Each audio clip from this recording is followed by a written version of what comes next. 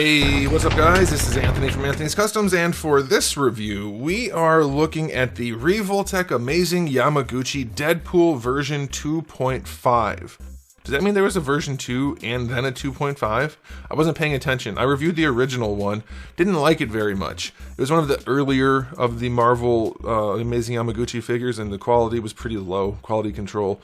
But it had its benefits, and a lot of people really liked it. And a lot of people said I should review this, and I thought I was going to anyway, so yes, I will do that. A lot of their figures have been better than they used to be in terms of quality control, and this guy came with enough accessories that I thought, well, I have to give it a chance. It's Deadpool. A lot of people like Deadpool. What the heck? Let's review it. So here it is. There is a lot to like about this figure. There are definitely a few things that are drawbacks, though, for sure. Not just the usual Revoltech things. A couple things that are kind of oversights, but definitely a lot of good stuff, too. So let's go ahead and get it off the stand and take a closer look. Alright, before we look at the figure, I do want to show you my package. It is the new kind of packaging, which blows if you ask me. Who wants a bunch of gray? What is this, modern McDonald's? They took all the fun out of it. I like the photo though, that's nice, makes the figure look extra good. Like, it does not have that sort of high-end look to it in real life. See the stitching around the glove? That's not super obvious in real life. Like, it's there, but without really perfect lighting and maybe even Photoshop, it's not going to look that good. The colors aren't the same as the figure. This looks much better. Figure's pretty close, but not quite. The photos are very generous, I would say, but we do get a lot of photos that are well enough. Yeah, you know, it's still the colors are very different on the photos. So yeah, if you like the photos, pay attention because you may not like the figure. But pretty drab packaging, not bad, but meh. I don't care because I don't keep packages. I mean, I do, but not to look at, so it doesn't matter.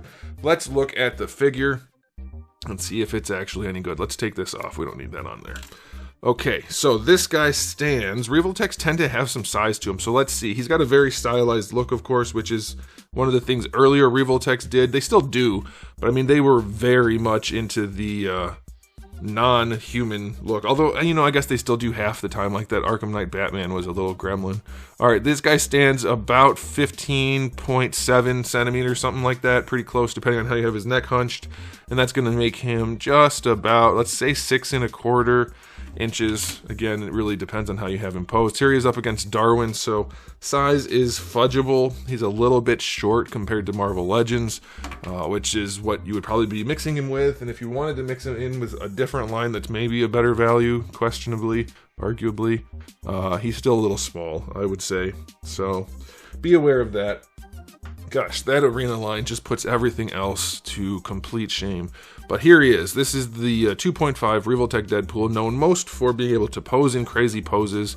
And I will say his quality control is significantly improved. So let me do a question of the day. How do you guys feel about Revoltech in general? Are you one of those where it's just like, no, never. I don't like their crazy articulation. I don't need that articulation. It makes the figures look weird. Or are you on team, I don't care what it looks like. If I can put it into weird ass poses, that's what I want. Or are you somewhere in the middle? Let me know. I'm somewhere in the middle as a collector.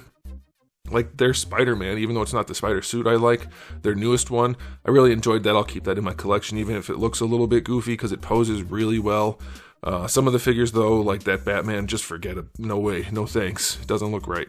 So yeah, I'm somewhere in the middle. As a reviewer, I'm completely indifferent because it is what it is. If they achieve what they're trying to achieve successfully, then that's fine with me, because as a reviewer, it doesn't matter what I like personally. Okay, so let's get into this aesthetic.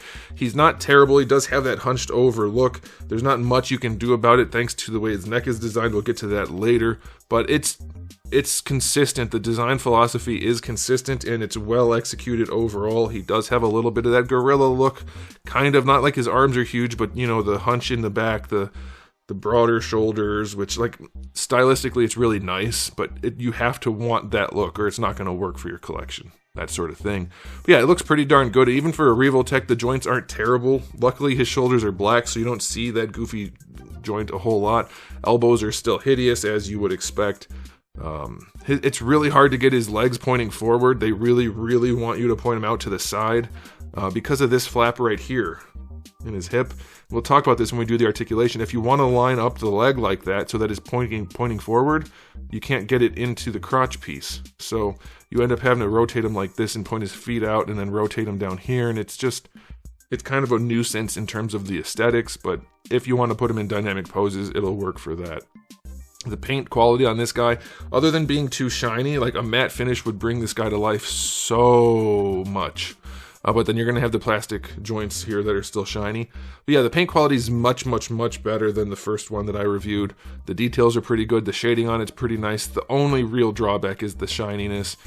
The shading is hit or miss. Like, it's there to bring it to life, but those probably should have a little bit of silver on them. Same thing over here. So we're missing some details, and we just have some black spray paint here and there. But it's generally a pretty good looking figure. It looks better than before for sure, and there's nothing that's super egregious. So this is definitely an improvement, and if you were, like, I could see liking that first one, but it's just not quite there, this is probably going to be the one for you. And the sculpting is nice. It's got a very nice, consistent look to it. So if you like that styling, then this is another one for you. Okay, so aesthetically speaking, I'm going to say 8 out of 10. It's really good. The paint definitely could do better. Like, the buckle's not being painted, just the black spots here and there. Like, things like that could be a lot better, and he is quite shiny. You could argue leather. I'm going to argue it shouldn't be so shiny. Either one's fair enough. Some of the details are nice, though, like those little rivets on the boots, but that's like the only place we see that, so not the best. Now, where it is the best, this is nuts. His accessory assortment is kind of crazy. So we'll start with the hands. He comes with 2 fist hands that have peg holes in them, but they are just fist hands. You can't hold a whole lot with that. I'm not sure, like, I don't know why the fist hands have that, frankly, because he has hands for holding the accessories, so I don't get what those peg holes are for. You guys can let me know, because I don't see how he would hold any of his accessories with that. Anyway, you get the 2 fist hands, and you get a whole spread of other hands. Lots of hands, maybe the most hands I've seen on a figure in the last year. It's a lot of hands. Now, the downside is they didn't give him any normal gripping hands for his swords or his sais or his knives. How did they have that oversight is beyond me. They want you to use the trigger finger hands, and they don't hold some of the accessories that he's, like the swords, for instance, they don't hold them very well. So having only trigger finger hands, no actual gripping hands, is insane with this amount of hands. Such a gross oversight, I can't believe it. But you do get a ton of hands. You can probably get by doing what they want you to do with the trigger finger hands. Now for the head, you get a total of 4 heads. Okay, so you have the one main head where you can interchange the eye plates. I'll show you those in a second. And you get 3 other heads that are just the way they are with different sculpts, and those are all really nicely done. So that's great. Love that. You do get a couple of interchangeable eye plates. Nothing crazy, but that's good. You get a cell phone in the same little pack right there. So that's pretty cool. Now, as far as his actual holding accessories, you get... Well, I'll explain how they connect to his body after we do the accessory section, but you get his swords. They come with sheaths, and they come with a plate to connect them to him. Then you get 2 big-ass knives that are kind of weird-looking, but whatever. You get those. You get 2 little knives that do have sheaths that can go on him, and then you get 2 bigger guns, pistols. Again, kind of weird-looking, but they're going for some kind of futuristic look, I guess, with a modern cell phone, so I don't know. You get those.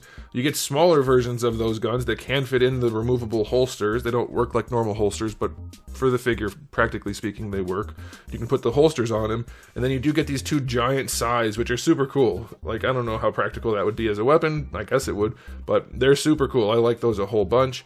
And then you get a bomb, some dynamite, and a burrito, which can fit, or I don't know, he likes chimichangas, but it looks like a burrito to me.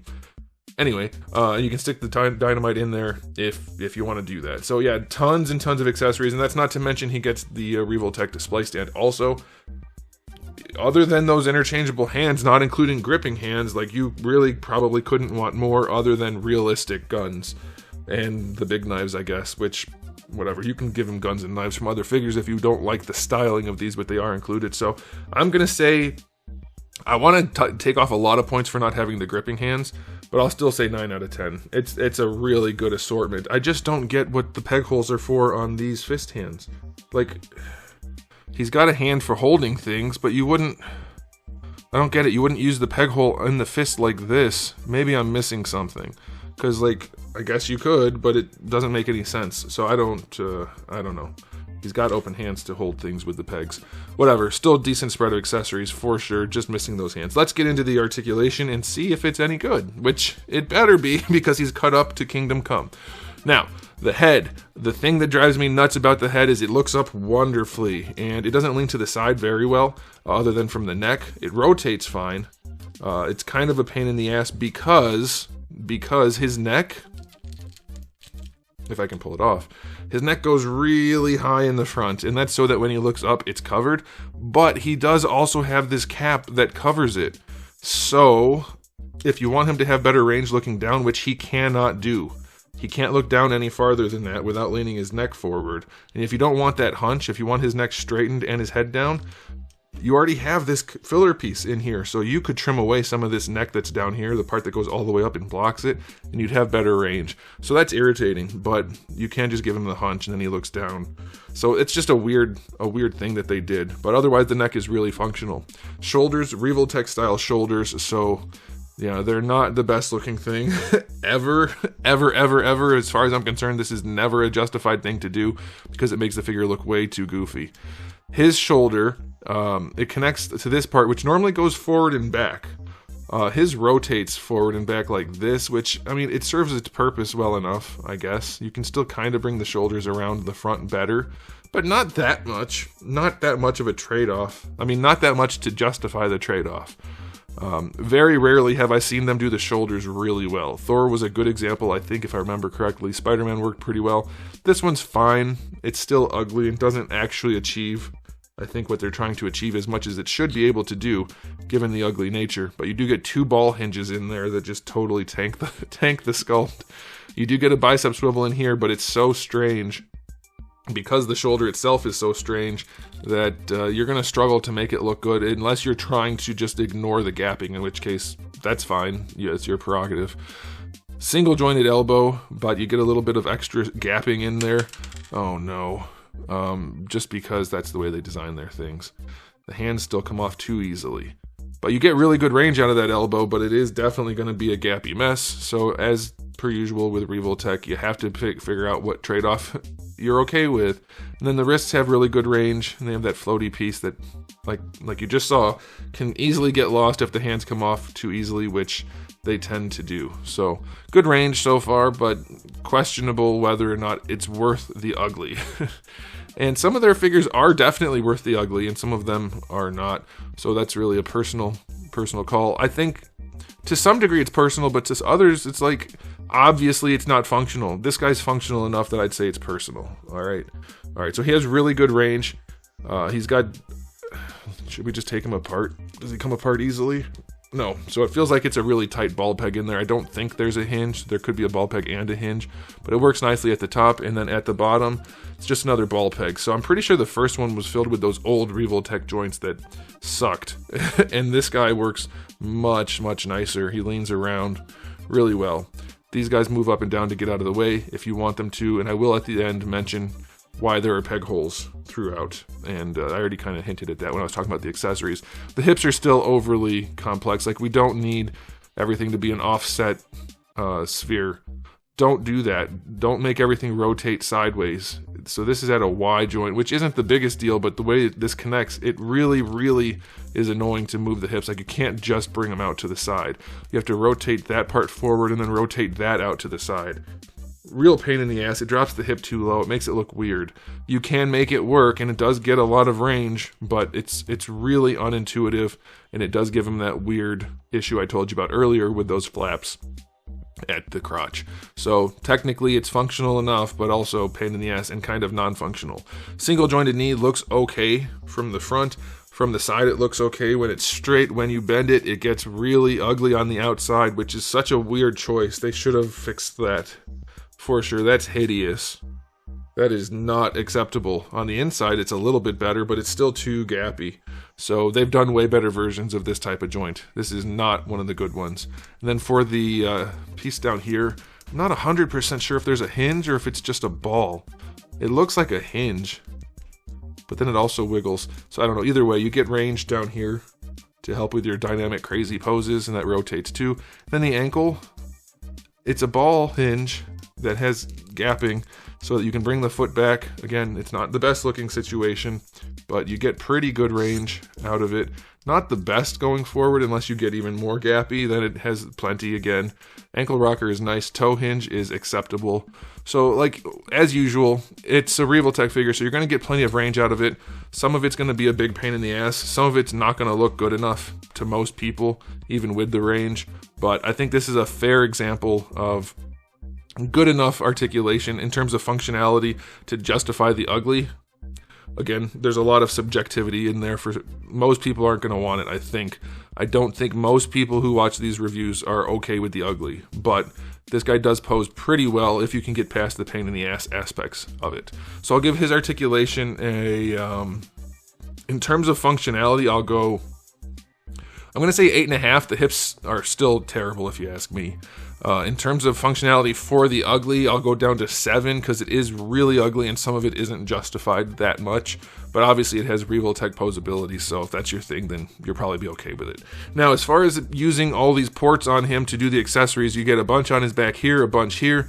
The pouches come off here to use another port there. These come off. There's a port here. They're kind of all over the place. So you've got tons of places you can put his holsters, his knives, even his katana holder thingy, all over the place. However you want to do it, you can kit him out fairly customizably, and he's going to look pretty cool doing it. So that's a nice touch for the accessories as well. But now it's time for the final verdict. Is this a really good Deadpool figure to pick up for the regular collector, the average casual collector? I don't think so, because it has all of the issues that Revoltech figures almost always have. Is it good enough if you know what you're getting into, or if you've seen this review? Then yes, for sure. It's a fun Revoltech figure that's going to look pretty fun posed. It's going to be fun to pose. It's going to look pretty cool. You'll have to fight with it sometimes, but you get a lot of accessories, and it's got a nice design philosophy that's consistent and well enough executed. So I'm going to give it an overall rating for Revoltech of, I'm going to say 8.5. Now, that probably sounds a little bit low, but I'm saying that because he doesn't come with normal gripping hands, and that's really frustrating, and his hips still are a giant pain in the ass to pose. And those knees are kind of ugly. So yeah, there are some flaws, but it's a good one to pick up. So if this is your sort of thing, I think you'll enjoy it. If it's not, well, definitely don't pick it up, because it is a Revoltech figure through and through, but it is in stock at Big Bad Toy Store. If you want to get one, I'll have a link in the description below. That's it for me, guys. Thanks for watching. If you enjoyed the video, please do give it a thumbs up. If you didn't, give it a thumbs down. And if you haven't subscribed, you should. I have new videos just about every single day, and thousands already on the channel. So make sure you come back for all of that. And in the meantime, keep collecting.